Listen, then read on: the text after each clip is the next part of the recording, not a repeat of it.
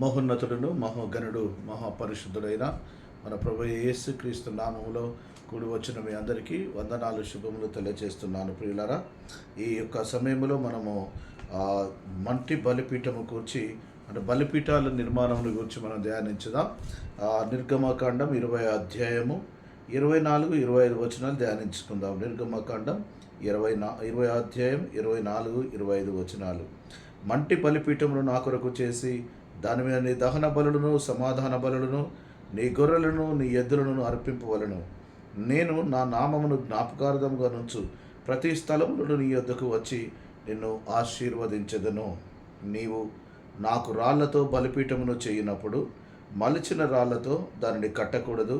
దానికి ఏ పనిముట్టును కూడా తగలనిచ్చిన ఎడల అది అపవిత్రమగును. ఈ 2 వచనాల్లో మనం ధ్యానించినట్టయితే దేవుడు మోషేతో మాట్లాడుతున్నటువంటి మాటలండి. దేవుడు మోషేతో మాట్లాడుతూ ఏమంటున్నట్టు, మోషే నా కొరకు ఒక బలిపీఠంను కట్టాలయ్యా, ఆ బలిపీఠంని ఈ రీతిగా కట్టాలి అని బలిపీఠం యొక్క పద్ధతులను దేవుడు మోషేకు చెప్తున్నాడు. ఎందుకు బలిపీఠము కట్టమన్నాడు, ఎందుకు ఈ బలిపీఠము ప్రాధాన్యత ఇప్పుడు ఆవశ్యకత మనకు ఏర్పడుతుందంటే, ఎక్కడైతే బలిపీఠము కట్టబడి ఉంటుందో, ఏ ప్రాంతంలో బలిపీఠము కట్టబడి ఉంటుందో, లేదా ఏ ఇంటిలో బలిపీఠము కట్టబడి ఉంటుందో ఆ ఇంటిలో ఆ దేవుడు దిగి వచ్చేటువంటి ఆ స్థలం అది.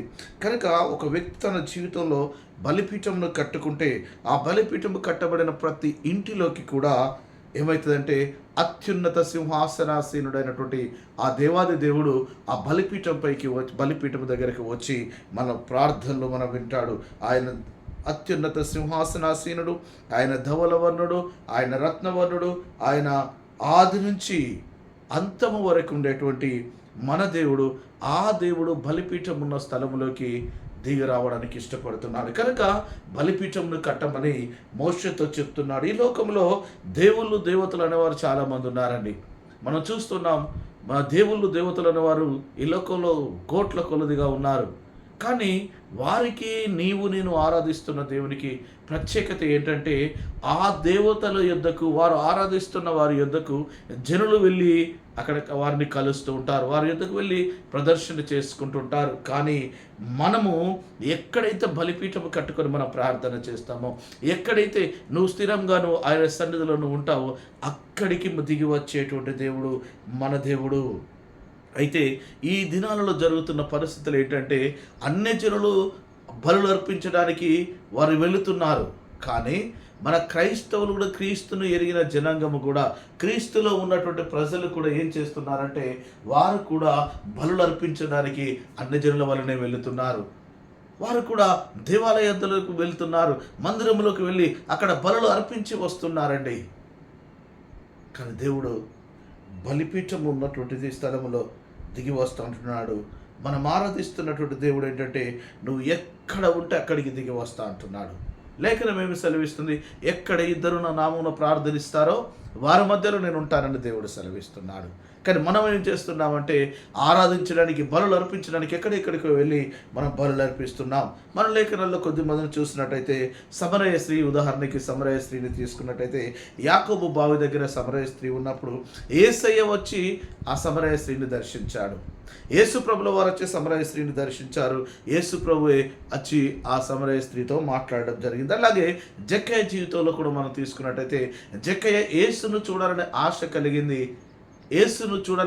కలిగింది, వెళ్ళింది. కానీ ఆయన జక్కయ్య ఏం చేసినట్టు, తనకున్నటువంటి ఆ స్థితిగతులను తన శరీర సౌష్ఠము ద్వారా ఆయన చెట్టెక్కి కూర్చున్నప్పుడు జక్కయ్యను కలవడానికే యేసు ప్రభు రావడం జరిగింది. ప్రియులారా, జక్కయ్య దేవుని యొద్దకు వెళ్ళడానికి, యేసు ప్రభుని చూడడానికి ఇష్టపడ్డాడు. కానీ జక్కయ్య కొరకు యేసు ప్రభు అక్కడికి వచ్చేసి, జక్కయ్య నువ్వు త్వరగా దిగు, నేను నీ ఇంటికి రావాల్సి ఉన్నదని జక్కయ్యతో దేవుడు చెప్పడం మనం చూస్తూ ఉంటున్నాం.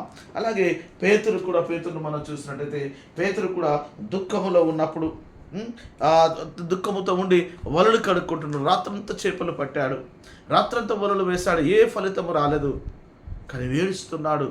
ఉదయకాలం ఏడుస్తున్నటువంటి సమయంలో ఆ పేతురును వెతుక్కుంటూనే మన ప్రభువైన యేసుక్రీస్తు ఆ స్థలంలోకి వెళ్ళాడు. ఆయన ధోరణిని ఎంచుకున్నాడు, ఆయన ధోరణి నుంచే సువార్త ప్రకటించినాడు. ఆ ధోరణి నుండే వాక్యమును బోధించి ఆ చేపలు విస్తారమైన చేపలు పట్టడానికి దేవుడు కృప చూపించినాడు. అలాగే యూదుడు కూడా, ఒక యూదుడు దొంగల యొక్క చెరలో పట్టబడ్డప్పుడు యేసయ్య అతని యొద్దకు వెళ్ళి అతన్ని విడిపించాడు. ప్రియులారా, మనం ఆరాధిస్తున్న దేవుడు ఎలాంటి దేవుడు అంటే, నువ్వు పిలిస్తే పలికేటువంటి దేవుడు, నీ యొద్దకు వచ్చి నీతో మాట్లాడేటువంటి దేవుడు, నువ్వు కూర్చున్న స్థలములో కూర్చునేటువంటి దేవుడు మనం ఆరాధిస్తున్న దేవుడు. ఇలాంటి దేవుని కొరకు బలిపీఠము కట్టమని మోషేతో దేవుడు సెలవిస్తున్నాడు. అయితే ఈ బలిపీఠం యొక్క ప్రత్యేకత ఏంటంటే, బలిపీఠము ఉన్న స్థలములోకి దేవుడు దిగి వస్తాడండి. బలిపీఠం ఉన్న స్థలంలోకి దేవుడు దిగి వస్తాడు. కనుక బలిపీఠాలు కట్టుకోవాలి. మన ఇంటిలో ప్రార్థన బలిపీఠమును కట్టుకోవాలి. అయితే బలిపీఠము దగ్గర ఉన్నటువంటి ఆ బలిపీఠము దగ్గర జరిగే కార్యాలు ఏంటో మనం చూసినట్టయితే, అక్కడ ప్రభువు దిగి వస్తాడంట. ఎక్కడైతే బలిపీఠం ఉంటుందో, ఏ ప్రాంతంలో అయితే మనం ఏ స్థలంలో అయితే బలిపీఠం కట్టుకుంటామో, ఆ బలిపీఠం కట్టిన స్థలములోకి ఆయన దిగి వస్తాడు. రెండవదిగా దిగి వచ్చిన దేవుడు ఏం చేస్తాడంటే, జాగ్రత్తగా మనం ఆలోచన చేసినట్టయితే, ఆయన ఆశీర్వదిస్తాడు. దిగి వస్తాడు. దిగి వచ్చిన తదుపరి ఏం చేస్తాడంటే, మనల్ని ఆశీర్వదిస్తాడు. మన పక్షాన ఏం చేస్తాడంటే, ఆయన మన పక్షాన ఉండడం ద్వారా మనకు సంపూర్ణత కలుగుతుంది, మనకు రక్షణ విడుదల కలుగుతూ ఉంటుంది, నెమ్మది కలుగుతూ ఉంటుంది. ఆయన దిగి వచ్చిన స్థలంలో ఆయన నువ్వు కలుసుకుంటే నీకు ఆరోగ్యము కలుగుతుంది, నీ కుటుంబంలో సమాధానము కలుగుతుంది, నీకు మేలులు కలుగుతాయి. దేవుని నామానికి మహిమ కలుగును గాక. బలిపీఠము కట్టుకోవడం ద్వారా ఎన్ని ఉపయోగాలు ఉన్నాయి. మరి ఈ దినమున మన ఇంటిలో బలిపీఠం కట్టుకున్నామా? మన కుటుంబాలలో బలిపీఠం కట్టబడి ఉందా? ఆలోచన చేయాలి. ఒకవేళ లేకపోతే ఈ వాక్యంని వింటున్నా నా ప్రియ సహోదరుడా, సహోదరి, మన ఇంటిలో మనం ప్రార్థన బలిపీఠంని కట్టుకోవాల్సిన వారంగా ఉన్నాం. మరి బలిపీఠంని ఎలా కట్టుకోవాలి మనం? ఇప్పుడు బలిపీఠం ఎందుకో మనకు తెలిసింది, ఎవరు చెప్పారో తెలిసింది, బలిపీఠము కట్టుకుంటే ఏం జరుగుతుందో తెలిసింది. బలిపీఠము ఎలా కట్టాలి? మరి దేవుడు ఏమంటున్నాడంటే, బలిపీఠమును మంటితో కట్టమంటున్నాడు. బలిపీఠమును మంటితో బలిపీఠమును కట్టమంటున్నాడండి. ఎందుకు మంటితో బలిపీఠమును కట్టమన్నాడంటే, భూమిలో వెండి, బంగారము, ఇత్తడి, ఇనుము, వజ్రాలు అన్నీ ఉంటాయి. వాటిని తీసుకోలేదు దేవుడు. కానీ విలువలేని మట్టితో దేవుడు బలిపీఠమును కట్టమన్నాడు. విలువైన దానితో కట్టమనలే, బంగారంతో కట్టమనలే, వెండితో కట్టమనలే, వజ్రాలతో కట్టమలే, సముద్రంలో ఉన్నటువంటి వైడూర్యాలు కానీ, మాణిక్యాలు కానీ వాటిని తీసుకొచ్చి బలిపీఠమును కట్టమని చెప్పలేదు దేవుడు. కేవలము ఉచితముగా ఫ్రీగా వచ్చేటువంటి విలువలేని మట్టితో బలిపీఠమును కట్టమన్నాడు. ఎందుకు కట్టమన్నాడంటే, మనం ఆలోచన చేస్తే దేవుడు ఆది కాండంలో చూసినట్టయితే నరుని నేల మట్టితో చేశాడు. నేలమట్టి ఈజ్ ఈక్వల్ టు మానవుడు. నేలమట్టి ఈజ్ ఈక్వల్ టు బలిపీఠము. అంటే బలిపీఠం మానవుడు నీ జ్ఞాపకం చేసుకోవడానికి మానవుని నిర్మించినాడు నేలమట్టితో. కనుక ఆ బలిపీఠమును చూసినప్పుడల్లా నేను మట్టినేను జ్ఞాపకం చేసుకోవడానికి, నేను మట్టినేను గుర్తు చేసుకోవడానికి, నేను విలువలేని వాడనాన్ని గుర్తు చేసుకోవడానికి, నేను విలువలేని దానాన్ని గుర్తు చేసుకోవడానికి ఆయన విలువలేని మట్టితో బలిపీఠంలో కట్టమన్నాడు. ప్రియ సహోదరులారా, సహోదరులారా, నీవు నేను విలువలేని వారము. ఒకప్పుడు నీకు నాకు విలువ లేదు, ఒకప్పుడు నీకు నాకు సమాజంలో గౌరవం లేదు, ఒకప్పుడు నీకు నాకు ఇంటిలో విలువలు లేవు, విలువలు లేని జీవితాలు మనం జీవిస్తూ ఉన్నాం. కానీ ఆ విలువలేని నీ కొరకు, నా కొరకు మన ప్రభువైన యేసుక్రీస్తు ప్రాణమును పెట్టి ఆయన మరణమును చేయించి రక్తమును చిందించి ఆ రక్తంలో నిన్ను నన్ను కడిగి విలువ పెట్టి కొని ఆయన మనకు విడుదలిచ్చి ఆయన ఏం చేశాడంటే విలువైన వ్యక్తులుగా మనల్ని నిలబెట్టుకున్నాడు. దేవునికి మహిమ కలుగును గాక. అయితే ఆ విలువలేని మట్టితో బలిపీఠమును కట్టమన్నాడు. అయితే విలువలేని మట్టితోనే మానవుని తయారు చేశాడు. మనం బలిపీఠాన్ని సమీపించినప్పుడు ప్రతిసారి నువ్వు బలిపీఠాన్ని సమీపించినప్పుడల్లా నువ్వేం చేయాలంటే, నేను మంటినే అని నువ్వు జ్ఞాపకం చేసుకోవాలి. ఆ బలిపీఠమును చూసినప్పుడల్లా, ఆ బలిపీఠం మట్టితో చేయబడింది కనుక, ప్రభువా నేను మట్టితో చేయబడ్డవాడనేనయ్యా, ఇదిగో బలిపీఠము, విలువైన బలిపీఠము, ఈ విలువలేని బలిపీఠము దగ్గరికి, ఈ మట్టితో చేయబడిన బలిపీఠం ఎదుకు నువ్వు వస్తున్నావు గనక తండ్రి, ఇదిగో నేను కూడా విలువలేని వాడనయ్యా, నా ఎద్దకు దిగి వస్తున్నావయ్యా, నా ప్రార్థన వింటున్నావయ్యా, నా మనవులు అంగీకరిస్తున్నావయ్యా అని మనం జ్ఞాపకం చేసుకోవడానికి మట్టితో బలిపీఠమును కట్టమన్నాడు.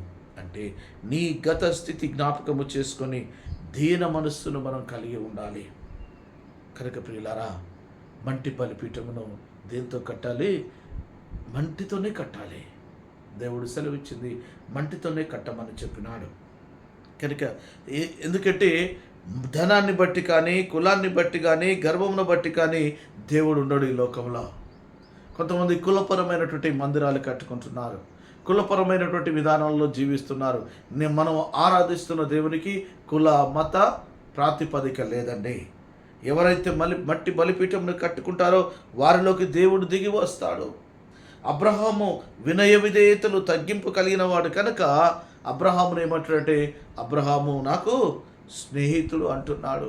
కనుక ప్రియులారా, మన మట్టి బలిపీఠాన్ని కట్టుకున్నప్పుడు ఆ బలిపీఠం యొద్దకు వెళ్ళి మనం ప్రార్థిస్తున్నప్పుడు, అయ్యా ఈ మట్టి బలిపీఠము ఇదిగో నేను మట్టి బలిపీఠాన్నయ్యా, ఈ బలిపీఠం యొద్దకు నువ్వు దిగిరా ప్రభువా, ఈ బలిపీఠం యొద్దకు నువ్వు వస్తే అయ్యా నేను నీతో మాట్లాడతానయ్యా, నీ స్వరం నన్ను వినాలయ్యా, నీ స్వరాన్ని నేను అంగీకరించాలయ్యా, నాతో మాట్లాడనే ప్రియులారా, మనము ఆ మంటి బలిపీఠం యొద్దకు మనం వచ్చినప్పుడు మనం జ్ఞాపకం చేసుకోవాలి.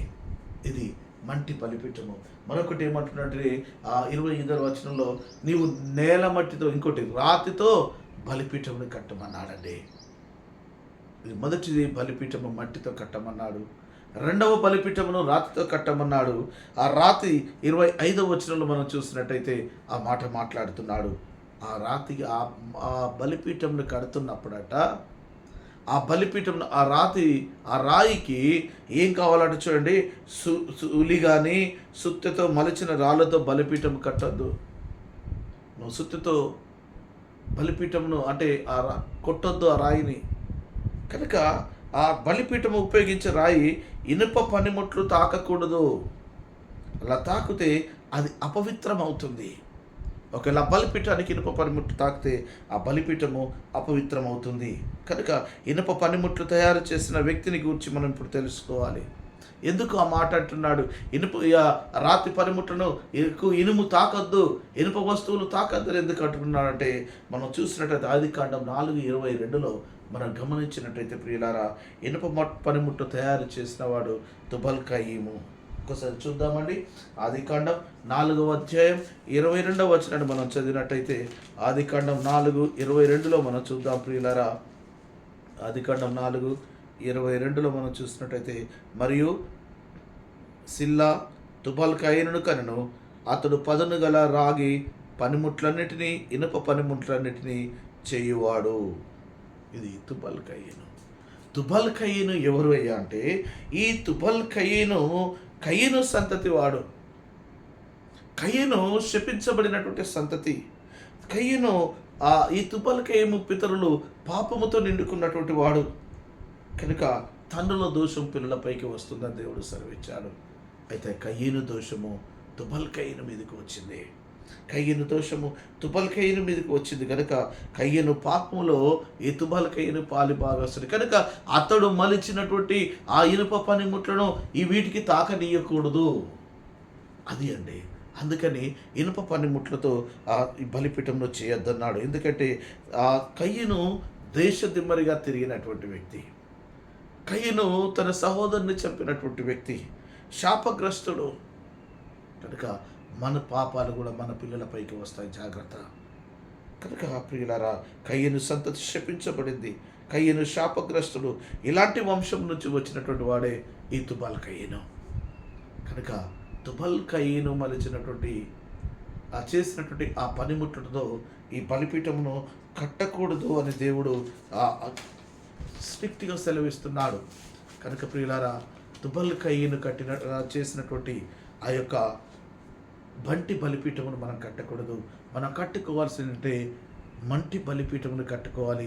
ఆ రాతితో చేసినటువంటి బలిపీఠమును, ఆ రాతితో బలిపీఠము చేసి ఆ బలిపీఠం ఎద్దకు మన దేవుడు దిగి వస్తాడు కనుక ఆ బలిపీఠమును దేవుని మహిమ కొరకు కట్టి అక్కడ మనం ప్రార్థించినట్టయితే, నువ్వు స్తుతించినట్టయితే, నువ్వు ఆరాధించినట్టయితే ఆ పరలోకమందున్న దేవుడు, ఆకాశ మహాకాశములు పట్టజారిన దేవుడు, ఇదిగో ఈ వాక్యమై ఉన్నటువంటి దేవుడు నీ యొద్దకు నా యొద్దకు దిగి వచ్చి నన్ను సంధించి నిన్ను నన్ను బలపరిచి, నిన్ను నన్ను దీవించి, ఆశీర్వదించి, నీ కుటుంబంలో లోటుపాట్లు తొలగించి ఆయన వెళ్ళే దేవుడు కనుక పరిశుద్ధులారా, ప్రియ సంగమా, ప్రియ వ్యక్తులారా, ప్రియ శ్రోతులారా, మనమందరూ కూడా మన కుటుంబాలలో బలిపీఠాన్ని కట్టుకోవాలి. ఆ బలిపీఠం లేకపోతే మన జీవితం వ్యర్థమండి. దేవుని దిగిరాడు, దేవుని స్వరాన్ని మనం వినలేము, దేవుని ప్రత్యక్షతను మనం చూడలేము. కనుక ఈ సమయంలో మనం బలిపీఠాలు మన కుటుంబాల్లో కట్టుకుందాం. మన వ్యక్తిగత జీవితాల్లో బలిపీఠాలు కట్టుకొని దేవుని మహిమార్థమై మనం జీవించుదాం. అట్టి కృప దేవుడు మనందరికీ అనుగ్రహించునుగాక. ఆమేన్.